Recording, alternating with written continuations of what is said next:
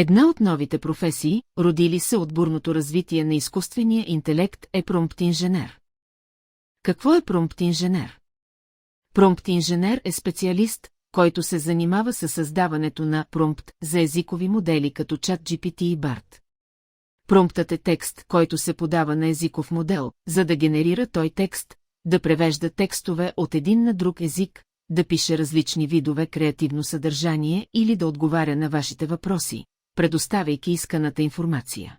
Промпт-инженерите са наясно как работят езиковите модели, което е много важно, за да се състави ефективен промпт, създават ясен и конкретен промпт.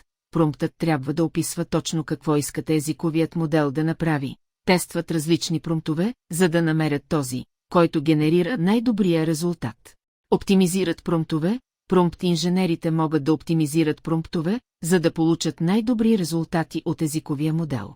Промпт-инженерите разработват нови техники за работа с езикови модели, за да се възползват максимално от техния потенциал.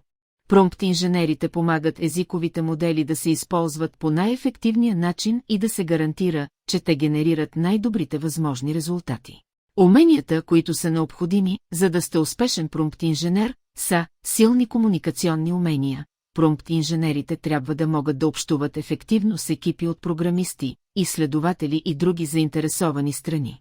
Аналитични умения. Промпт-инженерите трябва да могат да анализират резултатите от езиковите модели и да оптимизират промптове, за да получат по-добри резултати. Творчество. Промпт-инженерите трябва да бъдат креативни, за да измислят нови и ефективни начини за работа с езикови модели. Промпт-инженерите може да се нуждаят от познания за програмиране, за да автоматизират задачи и да разработят нови инструменти. В следващите ни епизоди ще ви разкажем за още професии на бъдещето, създадени в резултат на развитието на изкуствения интелект.